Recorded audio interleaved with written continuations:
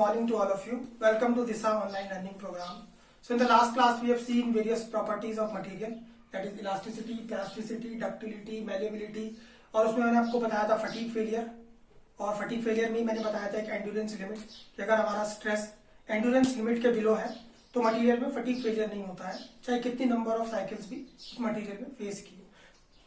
तो आज हमारी प्रॉपर्टी जो रेजिलियंस है इसमें देख लेते हैं कि suppose I have to make spring for a car, या किसी गाड़ी के लिए मुझे स्प्रिंग बनाना है और वो गाड़ी जो है किसी गड्ढे में जाती है तो उसमें एक सडन जर्क आता है। गाड़ी जब गड्ढे में जाती है तो उस गाड़ी में एक जर्क आता है। तो हमारा जो स्प्रिंग बनाने का पर्पस है वो ये है कि गाड़ी में जो जर्क आया वो स्प्रिंग उस जर्क को एब्जॉर्ब कर ले और गाड़ी की बॉडी में उसको ट्रांसफर ना होने दे। इस वजह से क्या होगा कि अगर गाड़ी पे जर्क अगर कम लगेंगे तो हमें जो चला रहा है उसको टायर्डनेस भी कम फील होगी। तो बेसिक पर्पस तो स्प्रिंग बनाने का ये है कि जर्क को स्प्रिंग कंप्रेस होके एब्जॉर्ब कर ले और बॉडी में, कार की बॉडी में ट्रांसफर ना होने दे। तो हमारा पर्पस ये है कि हम चाहते हैं कि हम चाहते हैं कि ज्यादा से ज्यादा वो कंप्रेस होके एनर्जी को एब्जॉर्ब करे, जर्क को एब्जॉर्ब करे विदाउट गेटिंग परमानेंटली डिफॉर्म। ये लाइन बहुत इंपॉर्टेंट है कि विदाउट गेटिंग परमानेंटली डिफॉर्म, यानी इलास्टिक लिमिट के अंदर ही वो ज्यादा से ज्यादा शॉक को एब्जॉर्ब करे। और जितना ज्यादा हम आगे देखेंगे कि एरिया हमारा अंडर स्ट्रेस स्ट्रेन कर्व आता है उसी को मॉड्यूलस ऑफ रेजिलियंस भी बोलते हैं, वो जितना ज्यादा होगा उतना हमारा जो मटेरियल है लाइक स्प्रिंग वो उतना ज्यादा शॉक को कंप्रेस होके एब्जॉर्ब कर लेता है। तो इसमें दो तीन लाइनें आप पहले इसकी डेफिनेशन लिख लीजिए कि रेजिलियंस क्या होता है। तो लिख लीजिए it is the property by virtue of which material absorbs energy without getting permanently deformed is known as resilience। तो एक और चीज मैं आपको यहाँ पे समझा देता हूं कि सपोज मेरे पास कोई बार है और इस बार पे मैंने पी लोड लगाया और पी लोड लगाने की वजह से इसमें कुछ इलॉन्गेशन होगा। ये जो पी लोड मैंने लगाया है ये एक्सियल लोड है। एक्सियल लोड मैंने आपको बताया था कि एक्सियल लोड वो होता है जो अलोंग द एक्सिस लगे। तो ये बाहर की जो एक्सिस है इसके अलोंग अगर कोई लोड लग रहा है तो उसको हम एक्सियल लोड बोलते हैं। और इस एक्सियल लोड को लगाने की वजह से बाहर में क्या इलॉन्गेशन आ जाएगा। सपोज ये डेल्टा अमाउंट से इसमें इलॉन्गेशन आ गया। पहले इसकी लेंथ सपोज एल थी, एरिया इसका ए था, क्रॉस सेक्शनल एरिया इसका ए था, और ई जो है वो इसकी मॉड्यूलस ऑफ इलास्टिसिटी थी। E was the modulus of elasticity. तो मैंने आपको एक चीज बताई कि जब हमने इस पे लोड लगाया, इस पे इलॉन्गेशन हुआ, तो हमने लोड लगाया तो मतलब हमने कुछ वर्क किया है। तो अगर हमने कुछ वर्क किया है तो ये वर्क जो हमने किया है ये वर्क करने की वजह से कुछ एनर्जी प्रोड्यूस हुई। वो एनर्जी कहाँ स्टोर होगी, इसी बार में होगी। और हमने पढ़ा है, बचपन में ही पढ़ा है कि energy can neither be created nor be destroyed. तो ये जो एनर्जी हमने क्रिएट की इसको लगा के फोर्स, ये इसमें जमा होगी, इस बार में कहीं जमा होगी। तो ऐसी तो ये जो इलॉन्गेशन आया डेल्टा अमाउंट से, इसको हमने पढ़ा है कि पीएल अपॉन ए ही होता है। और ये पीएल अपॉन ए ही कहां से आएगा ये अभी हम थोड़ी देर में देख लेंगे कहां से आया। तो ये इसमें इलॉन्गेशन आया और एनर्जी वर्क जो हमने किया वो कितना होगा, सपोज वो होता है हाफ पी इंटू डेल्टा। ये भी मैं आपको अभी बताऊंगा अपने नेक्स्ट लेक्चर में कि ये कैसे आया। तो ये जो हमारा इलॉन्गेशन हुआ, ये जो हमने वर्क किया, ये वर्क है। तो ये जो वर्क है हाफ पी इंटू डेल्टा, ये ड्यू टू ग्रेजुअल लोड है। अब दो तरह की लोडिंग होती है, तो ग्रेजुअली लोडिंग होती है और एक होती है कि हमने ग्रेजुअली नहीं करी, डायरेक्ट लोड, मतलब जिसको बोलते हैं इम्पैक्ट लोड सडनली लगा दिया। मतलब सपोज 500 किलो का लोड मुझे इस पे लगाना था, इस बॉडी है, मुझे 500 किलो का लोड लगाना था। तो मैं 500 किलो एक साथ में लगा के पहले 10 किलो, फिर 10 किलो, फिर 10 किलो, फिर 10 किलो, ऐसे ऐसे करके अगर लोड 500 किलो लगाता हूं तो उसको हम ग्रेजुअल लोड बोलेंगे कि हमने ग्रेजुअली लोड को अप्लाई किया है।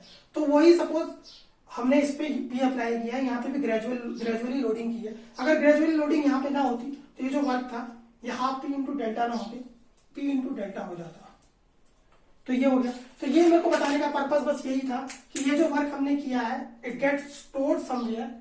So in our case of bar, it gets stored in this bar in the form of energy that is called strain energy। इसी को हम strain energy कहते हैं। अब आगे जो चीजें हैं वो देख लेते हैं। Area under stress strain curve मैंने आपको बताया था कि जितना ज्यादा होगा उतना हमारा मॉड्यूलस ऑफ रेजिलियंस ज्यादा होगा। मीन्स हमारा जो मटेरियल है वो ज्यादा से ज्यादा ज्यादा से ज्यादा एनर्जी एब्जॉर्ब करेगा विदाउट गेटिंग परमानेंटली डिफॉर्म। तो greater is the area under stress strain curve. ये सपोज हमारा कर्व है, स्ट्रेस स्ट्रेन कर्व है, ये स्ट्रेस स्ट्रेन कर्व है हमारा, और ये इसमें ये जो पॉइंट मैंने आपको बताया था ये इलास्टिक लिमिट है। सपोज ये इलास्टिक लिमिट, ये जो हमारा कर्व है, मैंने दो तरीके के कर्व आपको बताए थे लास्ट लेक्चर में, एक तो लीनियर इलास्टिक मटेरियल का, एक नॉन लीनियर इलास्टिक मटेरियल। तो ये जो हमारा कर्व है ये लीनियर स्ट्रेस स्ट्रेन कर्व और non linear stress strain curve. तो ये जो हमारा कर्व है जो इलास्टिक लिमिट तक लीनियर रहे उसको हम इलास्टिक लिमिट, जो इलास्टिक लिमिट तक लीनियर रहे उसको हम बोलते हैं लीनियर स्ट्रेस स्ट्रेन कर्व। और अगर हमारा कर्व इलास्टिक लिमिट तक लीनियर नहीं है, सपोज ये हमारा कर्व है, लास्ट लेक्चर में भी मैंने आपको बताया था लीनियर स्ट्रेस स्ट्रेन कर्व और आज भी बता रहा हूं लीनियर स्ट्रेस स्ट्रेन कर्व, कि सपोज हमारा जो कर्व है वो ये ऐसा है और ये हमारी इलास्टिक लिमिट है। तो अगर हमारा कर्व जो है वो इलास्टिक लिमिट तक लीनियर ना रहे तो ऐसे कर्व को हम क्या बोलते हैं, non linear stress strain curve. और ये जो कर्व है जो हमारे इलास्टिक लिमिट तक लीनियर है ऐसे कर्व को हम कहते हैं लीनियर स्ट्रेस स्ट्रेन कर्व। तो यहाँ पे मैं आपको एक चीज बताने जा रहा हूँ कि ये हमारा जो स्ट्रेस स्ट्रेन कर्व है जो कि लीनियर है इलास्टिक लिमिट तक, इसमें जो हमारा ये स्ट्रेस है, ये स्ट्रेस है, तो इलास्टिक लिमिट के कॉरस्पॉन्डिंग जो स्ट्रेस मैंने माइल्ड स्टील के केस में आपको बताया था, डी पॉइंट जो आया था, आप प्रीवियस लेक्चर को एक बार देख लीजिएगा याद नहीं है तो उसके कॉरस्पॉन्डिंग जो स्ट्रेस हमने डी पे लिया था वो क्या मैंने कहा था, एफ वाई लिया था, यील्ड स्ट्रेस लिया था।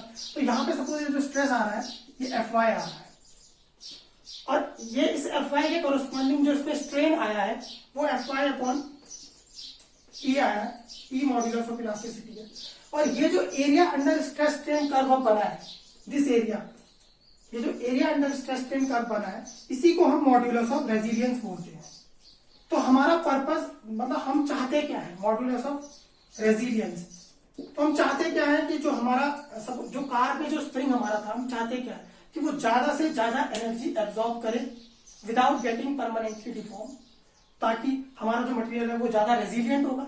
यही हम यहां से भी देख रहे हैं कि ये जो area under stress strain curve है ये भी हम यही चाहते हैं कि ये ज्यादा से ज्यादा हमारा एरिया आए stress strain curve with in elastic limit. ये जो इलास्टिक लिमिट है इसके भीतर ज्यादा से ज्यादा हमारा स्ट्रेस स्ट्रेन कर्व आए तो हमारा मटेरियल मोर रेजिलियंट होगा।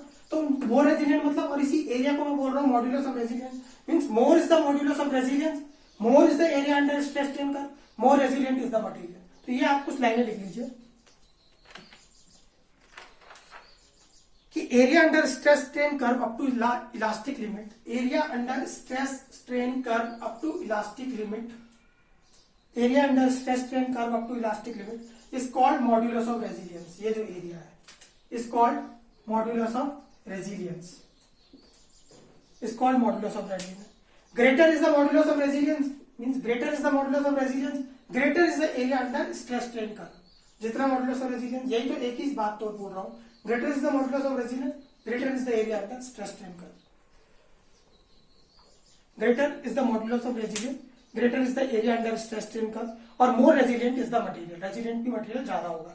तो ऑब्जेक्टिव में एक चीज पूछ लेते हैं, ऑब्जेक्टिव में ये पूछते हैं वो लोग कि लीनियर इलास्टिक मटेरियल के लिए, जैसे ये लीनियर इलास्टिक मटेरियल है, लीनियर इलास्टिक बता दिया, इलास्टिक लिमिट तक अगर हमारा कर्व लीनियर है that is called linear elastic, linear stress strain curve. तो लीनियर इलास्टिक मटेरियल के लिए मॉड्यूलस ऑफ रेजिलियंस क्या होता है, तो ये जो कर्व है, अब आप बताइए मॉड्यूलस ऑफ रेजिलियंस यहाँ पे क्या होगा। मॉड्यूलस ऑफ रेजिलियंस क्या है, एरिया है स्ट्रेस एरिया है स्ट्रेस स्ट्रेन कर्व का, कहां तक, एफ वाई तक, ये एफ वाई ई के कॉरस्पॉन्डिंग और एफ वाई के कॉरस्पॉन्डिंग जो एरिया है वही मॉड्यूलस ऑफ रेजिलियंस है। तो अगर कोई पूछे कि इलास्टिक मटेरियल में modulus of resilience for elastic material क्या होगा, linearly elastic material modulus of resilience क्या होगा, तो ये होगा half into area of triangle, तो हमने पढ़ा है half into F Y by E is equal to F Y square upon 2e। तो ये ऑब्जेक्टिव में पूछते हैं कि मॉड्यूलस, दिस इज मॉड्यूलस, ये मैं लिख लेता हूँ, ऑब्जेक्टिव में पूछा जाता है बहुत बार कि modulus of resilience for linearly elastic material. तो modulus of resilience for linearly elastic material ये होगा। ये ऑब्जेक्टिव में पूछा जाता है। अब जो नेक्स्ट प्रॉपर्टी हमारी है वो है टफनेस। तो टफनेस क्या होता है कि suppose I have to make hammer, मुझे एक हथौड़ा बनाना है। तो हमारा हथौड़ा जो है, हैमर जो हम बनाने जा रहे हैं, उसमें आपने देखा होगा कि हथौड़े की जो कॉर्नर पोर्शन होता है उसमें कुछ प्लास्टिक फ्लो हो जाता है, मीन स्प्रेड आउट हो जाता है मटेरियल। तो हमें कैसा मटेरियल चूज करना चाहिए कि हमारा जो हैमर है वो मतलब अच्छा हो, तो कैसा मटेरियल हमें चूज करना पड़ेगा। तो इसके लिए जो हम डिसाइड करते हैं जो प्रॉपर्टी मटेरियल की, वो होती है टफनेस। तो suppose I have to make hammer, तो I have to choose material which can absorb energy without getting fracture. तो हमें ऐसा मटेरियल चूज करना है कि जो फ्रैक्चर होने से पहले ज्यादा से ज्यादा एनर्जी को एब्जॉर्ब करे। तो ये इसमें भी दो तीन चीजें लिखनी है। ये तो मैंने एग्जांपल बताया हथौड़े उसका, हैमर का। तो ability to absorb mechanical energy up to fracture is called toughness. The ability to absorb mechanical energy up to fracture is called toughness. और इसमें एक चीज और आती है टफनेस में कि कोई भी मटेरियल जो इंपैक्ट लोडिंग को फेस कर रहा हो। इंपैक्ट लोडिंग क्या होती है कि मतलब सडन लोडिंग। अगर कोई इंपैक्ट लोडिंग, एक ऑब्जेक्टिव में क्वेश्चन पूछा जाता है कि impact loading is related to, तो 4 ऑप्शन दे देंगे, टफनेस, फिर दे देंगे आपको रेजिलियंस, टेनेसिटी, डक्टिलिटी, मैलिबिलिटी, ऐसे बहुत सारे ऑप्शन बना के दे देंगे। तो इंपैक्ट लोडिंग का केस कहीं पे भी आए, सीधे आंसर आता है toughness. Toughness is related to impact loading. तो अब जो प्रॉपर्टी हमारी टफनेस को देख लेते हैं। तो टफनेस मैंने बताया कि it is the property by virtue of which material absorbs lots of energy without getting permanently deform. तो वो तो हमारा रेजिलियंस का केस था कि विद इन इलास्टिक लेवल। इसमें क्या है कि absorb lots of energy without getting fracture, fracture होने से पहले ज्यादा से ज्यादा एनर्जी को एब्जॉर्ब करे। और एग्जांपल मैंने आपको दिया था हैमर का, हथौड़े का एग्जांपल दिया था मैंने आपको। तो इसमें भी क्या है कि area under stress strain curve up to fracture modulus of toughness बोलेंगे as in the previous case of resilience. Area under stress strain curve को हमने क्या कहा था, मॉडुलस ऑफ रेजिलियंस।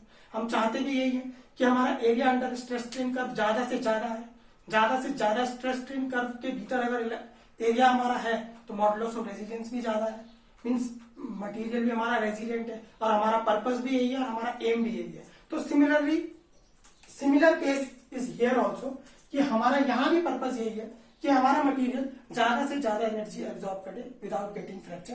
तो इसको देख लेते हैं मॉडुलस ऑफ, इसको भी, इसका जो स्ट्रेस स्ट्रेन, सपोज ये स्ट्रेस है और ये स्ट्रेन है। तो मैंने आपको माइल्ड स्ट्रेन में बताया था, माइल्ड स्ट्रेन का कर्व मैंने आपको कैसे बताया था, ऐसे ऐसे, फिर कुछ इस तरह से कर्व बन गया। तो ये जो हमारा माइल्ड स्टील, ये माइल्ड स्टील का कर्व है, माइल्ड स्टील। और ये जो पॉइंट है, ये जो पॉइंट है, ये फ्रैक्चर पॉइंट है, फ्रैक्चर। तो रेजिलियंस के केस में तो विद इन इलास्टिक लिमिट के अंदर, और इस केस में फ्रैक्चर था। तो ये जो एरिया है स्ट्रेस स्ट्रेन कर्व का फ्रैक्चर से पहले, इसी को हम बोलते हैं मॉड्यूलस ऑफ टफनेस। ये जो एरिया है इसको हम बोलते हैं मॉड्यूलस ऑफ टफनेस।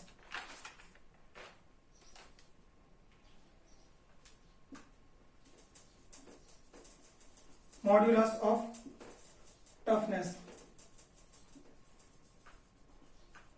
तो ये तो था माइल्ड स्टील का। अब सपोज हमारे पास एक और मटेरियल है कास्ट आयरन। तो कास्ट आयरन का जो कर्व बनता है वो कुछ इस तरह से बनता है, ऐसे कर्व बनता है। तो अगर मैं आपसे पूछूं, ये कास्ट आयरन का कर्व है, कास्ट आयरन। तो अगर मैं आपसे पूछूं कि स्ट्रेंथ किसकी ज्यादा है, कास्ट आयरन की या माइल्ड स्टील की, तो ग्राफ से देख के तो आप बोल दोगे कि स्ट्रेंथ कास्ट आयरन की ज्यादा है। बट अगर मैं आपको बोलूं कि area under stress strain curve within fracture means up to fracture किसका ज्यादा है, तो माइल्ड स्टील का ज्यादा है। तो माइल्ड स्टील का एरिया ज्यादा है, means mild steel more tough है। कास्ट आयरन की ऑल्दो स्ट्रेंथ ज्यादा है बट ये जो है माइल्ड स्टील से कम टफ है। तो एज अ जनरल स्टेटमेंट अगर मैं बोल दूं तो हमारा जो माइल्ड स्टील है वो क्या है, डक्टाइल नेचर का है, और जो कास्ट आयरन है वो ब्रिटल नेचर का है। तो एज अ जनरल स्टेटमेंट अगर मैं बोलूं कि हमारा जो डक्टाइल मटेरियल होगा वो ज्यादा टफ होगा देन ब्रिटल मटेरियल से। सो एक स्टेटमेंट यहां पे लिख लीजिए, एक स्टेटमेंट के ऑब्जेक्टिव में पूछा जाता है कि ductile material are generally tough. Ductile material, ये जो माइल्ड स्टील है ये डक्टाइल है, ductile material are generally tough than brittle material. तो ductile material are generally tough than brittle material.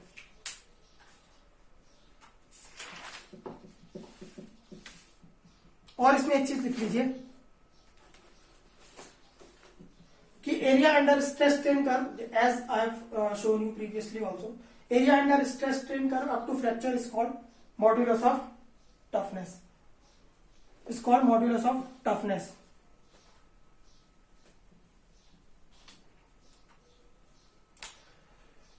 और एक चीज मैं आपको यहां पे और बता दूं कि मैंने कहा कि हमारा जो डक्टाइल मटेरियल है वो ज्यादा टफ होता है देन ब्रिटल मटेरियल से। तो मैंने आपको एक चीज पहले भी कही थी अपने प्रीवियस लेक्चर में कि जो हमारा ब्रिटल मटेरियल है वो फेल होता है with in elastic limit. Means इस ब्रिटल मटेरियल में हमारे पास इन इलास्टिक स्ट्रेन नहीं डेवलप होता है, क्योंकि मटेरियल फेल ही इलास्टिक लिमिट के भीतर हो जाता है, मटेरियल फेल ही इलास्टिक लिमिट के अंदर हो जाता है। इसमें ब्रिटल मटेरियल में हमें कोई इन इलास्टिक स्ट्रेन नहीं देखने को मिलता है। Whereas in the case of ductile material, इसमें जो स्ट्रेन प्रोड्यूस होता है वो इन इलास्टिक स्ट्रेन रीजन तक चला जाता है। मींस मटेरियल खींचते खींचते खींचते खींचते लीनियर इलास्टिक लिमिट क्रॉस करने के बाद वो इन इलास्टिक रेंज में भी पहुंच जाता है और इसमें इन इलास्टिक स्ट्रेन देखने को मिलता है। और फ्रैक्चर होने के लिए इलास्टिक लिमिट तो यहां तक था, इन इलास्टिक रेंज में जाना पड़ेगा, फ्रैक्चर होगा। तो यहां से भी हम देख सकते हैं कि इन इलास्टिक स्ट्रेन भी इसमें बहुत ज्यादा डेवलप होता है, जिस वजह से ये फ्रैक्चर, इसका जो मैंने जो बताया कि मॉडुलस ऑफ टफनेस ज्यादा होती है डक्टाइल की, वो रीजन ये भी, यहां से भी आप कोरिलेट कर सकते हो, as I have told you in the previous lecture also. So अब देख लेते हैं हमारी next property, hardness. So our next property is hardness. So यहां पे देखते हैं हार्डनेस क्या होती है। हार्डनेस को समझने के लिए एक एग्जांपल मैं देता हूं कि सपोज नहीं कि हमारे पास जो मोबाइल की स्क्रीन होती है या घड़ी का जो शीशा होता है वो ज्यादा हार्ड होता है, अच्छी अगर क्वालिटी का तो ज्यादा हार्ड होता है। तो हमारा पर्पस क्या होता है उसको हार्ड बनाने का, ये होता है कि उसमें स्क्रैच और एब्रेशन मीन्स स्क्रैच कम उसमें डेवलप हो, इसी को हम क्या बोलते हैं, हार्डनेस बोलते हैं। तो हार्डनेस में भी दो चीज लाइन लिख लीजिए, ability to resist scratch, hardness, ability to resist scratch, ability to resist scratch or abrasion, ability to resist scratch or abrasion is known as hardness, is known as hardness। इसमें अगर मैं आपसे एक चीज पूछूं कि डायमंड हमारा हार्ड है या डायमंड हमारा ज्यादा टफ है, तो डायमंड क्या है ज्यादा, तो आंसर होगा कि डायमंड हमारा ज्यादा हार्ड है, टफ ज्यादा नहीं है, हार्ड ज्यादा है। क्योंकि डायमंड के जो कॉर्नर्स होते हैं उनको हम बहुत शार्प बनाते हैं और उसकी जो शार्प बनाते हैं, शार्प बनाने का पर्पस ये है कि लाइट उसके अंदर एंटर करती है। टोटल इंटरनल रिफ्लेक्शन एक प्रॉपर्टी होती है फिजिक्स में, आपने पढ़ा होगा कि टोटल इंटरनल रिफ्लेक्शन की वजह से उसमें चमक बहुत ज्यादा आती है। तो जो हमारे एजेस हम बनाते हैं, कॉर्नर के जो एजेस बनाते हैं डायमंड के, वो बहुत ही शार्प बनाते हैं। और क्योंकि ये बहुत हार्ड होता है इसलिए ये जल्दी से घिसता नहीं है, इसमें स्क्रैचेस जल्दी से डेवलप नहीं होते, इस वजह से डायमंड महंगा भी होता है और इसका कोई रीजन नहीं है। और डायमंड हार्ड है, टफ नहीं है। अगर डायमंड को हथौड़े से हम मारेंगे तो क्या वो टूटेगा नहीं, हार्ड है, नहीं टूटना चाहिए, टूट जाएगा। वो हार्ड है, टफ नहीं है, यही रीजन होता है कि डायमंड हार्ड होता है, टफ नहीं होता है। कॉर्नर्स उसके शार्प बनाते हैं हम जरूर, ताकि उसमें चमक अच्छी मिले, टोटल इंटरनल रिफ्लेक्शन ज्यादा होगा। तो दूसरी जो प्रॉपर्टी है वो है टेनेसिटी। अगली प्रॉपर्टी है टेनेसिटी। तो टेनेसिटी क्या होती है,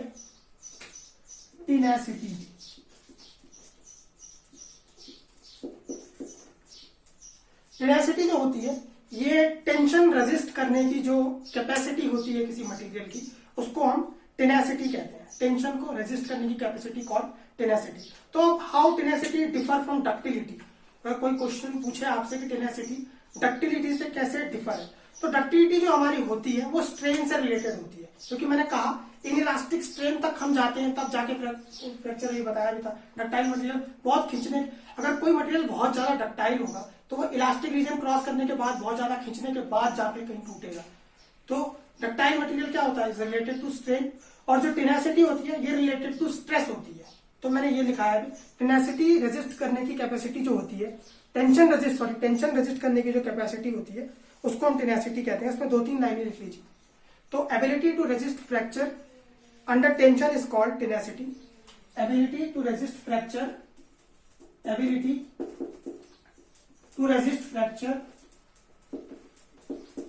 under tension is called tenacity. Under tension, compression नहीं बोल रहा हूं, pulling force, tension is called tenacity, is called tenacity. और डक्टिलिटी मैंने आपको ये भी ऑब्जेक्टिव में पूछ लिया जाता है कि ductility is related to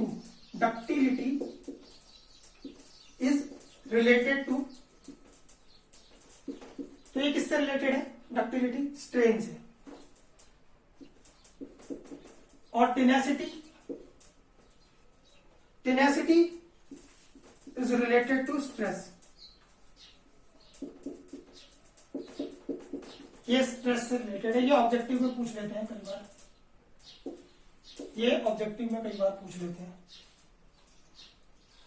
so next जो हमारी प्रॉपर्टी है वो है विस्को इलास्टिक मटेरियल। तो विस्को इलास्टिक मटेरियल, जैसे ये साउंड भी हो रहा है, विस्को मतलब प्रॉपर्टी रिलेटेड टू फ्लूइड, और इलास्टिक मटेरियल मतलब property related to solid. Strength of material को हम सॉलिड मैकेनिक्स भी बोलते हैं।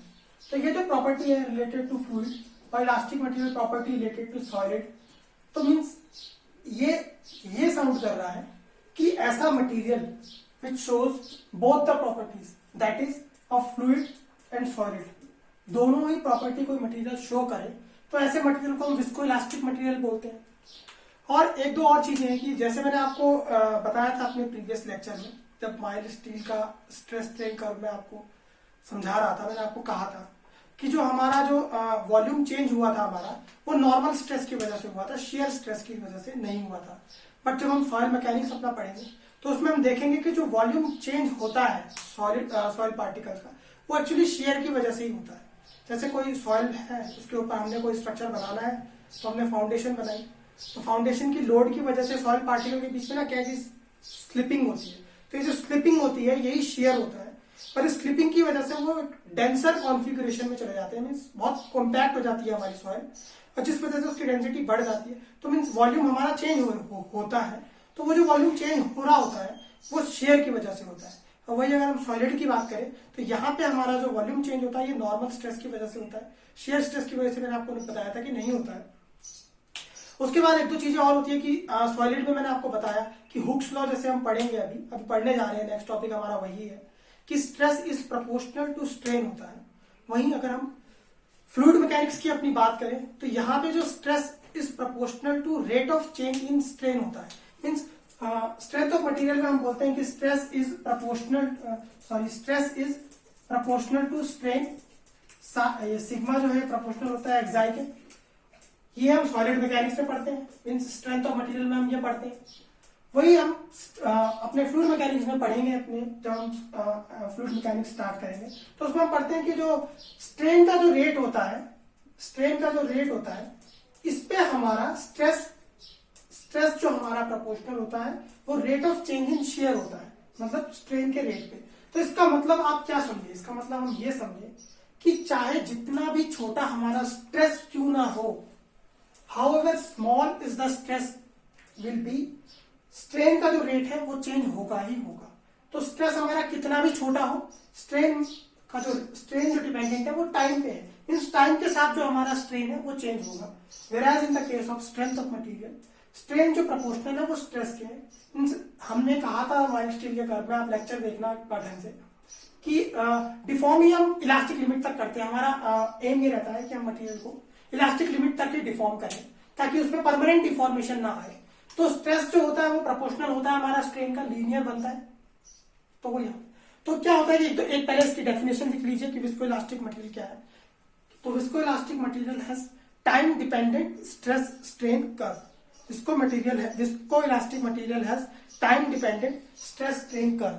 तो इसमें अब एक चीज और देख लीजिए कि अप्रोक्सीमेट स्ट्रेस स्ट्रेन कर्व मैं यहाँ पे बनाने जा रहा हूँ। तो इसमें ऑब्जेक्टिव में कई बार 4 कर्व आपको बना के दे देंगे और 4 प्रॉपर्टीज का नाम वहां पे लिख लेंगे कि मतलब कौन सा कर्व कैसी प्रॉपर्टी शो कर रहा है। तो ये कई बार ऑब्जेक्टिव के पॉइंट ऑफ व्यू से मैं आपको 2-4 कर्व आपको बता देता हूँ। तो विस्कोइलास्टिक मटेरियल हमारा हो गया। तो अप्रोक्सीमेट स्ट्रेस स्ट्रेन कर्व में आप ये 4 कर्व एक बार पढ़ लीजिए। Approximate stress strain curve, approximate stress strain curve. तो अगर कोई कर्व हमारा सपोज ऐसे बन रहा है, ये स्ट्रेस है, ये स्ट्रेन है, और कर्व जो बन रहा है वो ऐसे बन रहा है, ये हमारा कर्व बन रहा है ऐसे। तो ऐसे कर्व को हम क्या बोलेंगे, मतलब ये जो मटेरियल है, जिस मटेरियल का ये कर्व बना है, ये कैसा मटेरियल होगा। ये जो हमारा मटेरियल है ये elastoplastic material with strain hardening है। अब ये elastoplastic material with strain hardening क्यों है?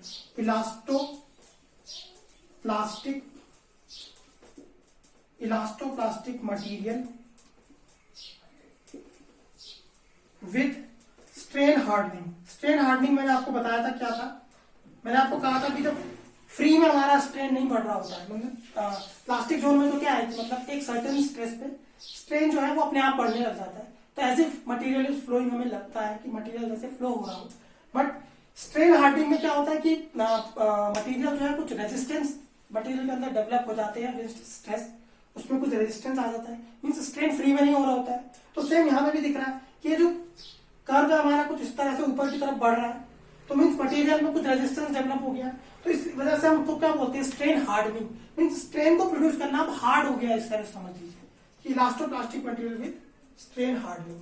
तो ऑब्जेक्टिव में अगर ऐसा लिखा है और कर्व दे दिया जाए तो ऐसे मटेरियल का जो कर्व होगा वो इस तरह से होगा, इलास्टोप्लास्टिक मटेरियल विद। क्योंकि यहां पे देख लीजिए, इतना स्ट्रेस दिया, इतना स्ट्रेन बढ़ा, इतना ही स्ट्रेस यहां दिया तो स्ट्रेन कितना ज्यादा बढ़ गया, स्ट्रेन हार्डनिंग हो गई।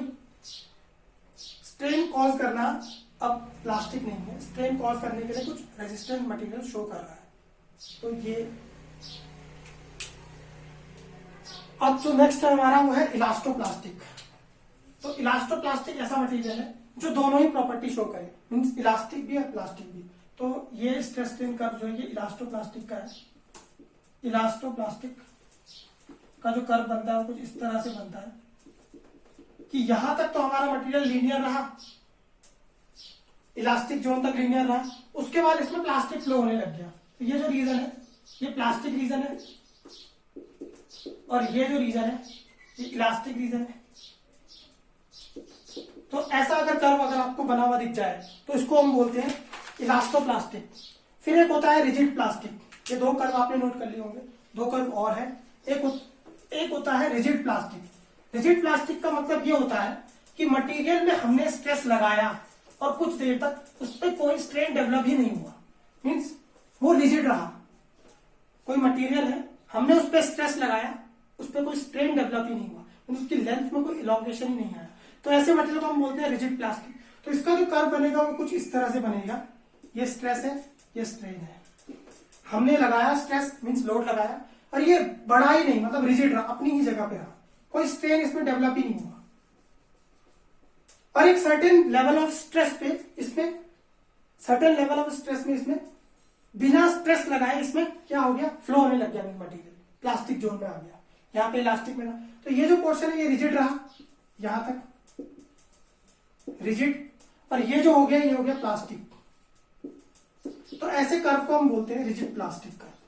तो ये हो गया, ऐसा कर्व को हम बोल रहे हैं रिजिड प्लास्टिक कर्व। ऐसा कोई मटेरियल ऐसी प्रॉपर्टी शो करे जिसका अगर हम कर्व ड्रॉ करें वो कुछ इस तरह से शो हो कि हमने स्ट्रेस दिया, वो सर्टेन लेवल ऑफ स्ट्रेस तक रिजिड रहा, अपनी पोजीशन से बिल्कुल भी नहीं हिला, उसके बाद उसमें प्लास्टिक फ्लो होने लग गया, तो रिजिड प्लास्टिक कर्व। तो ये भी ऑब्जेक्टिव में पूछ लेते हैं।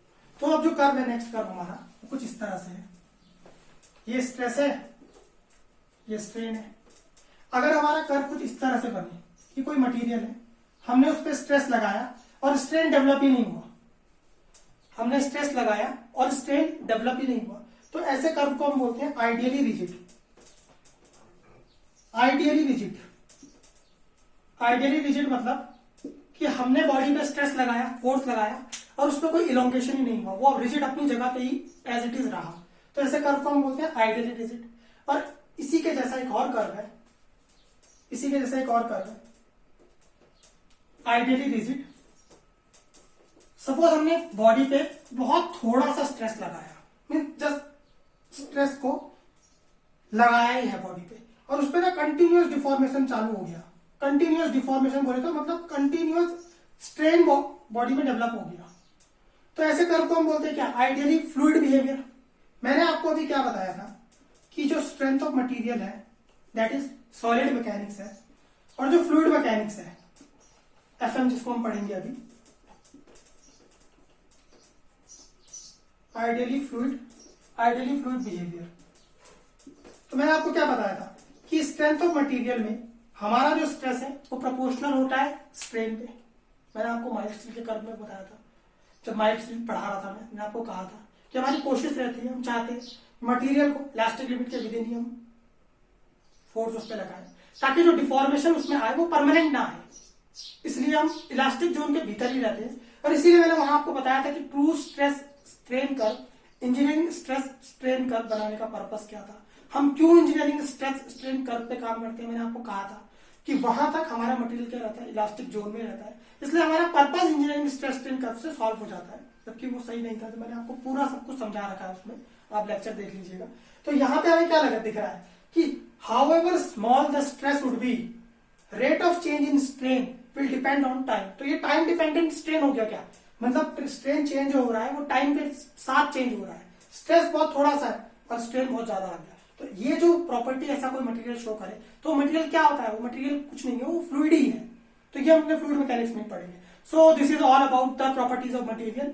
ये हमने अब आज के लेक्चर में अपनी जितनी भी प्रॉपर्टीज थी, मींस जो theoretical part strength of material का था इस चैप्टर में, वो सब का सब हम कवर कर चुके हैं। सो अपने नेक्स्ट लेक्चर से अब हम अपना न्यूमेरिकल पोर्शन स्टार्ट करेंगे, उसमें हम एक्सियल स्ट्रेसेस के बारे में पढ़ेंगे, उसमें हुक्स लॉ क्या होता है वो सब हम देखेंगे। सो आज की क्लास को यहीं पर वाइंड अप करते हैं। Thanks to all of you, and please like and subscribe our channel. Thank you.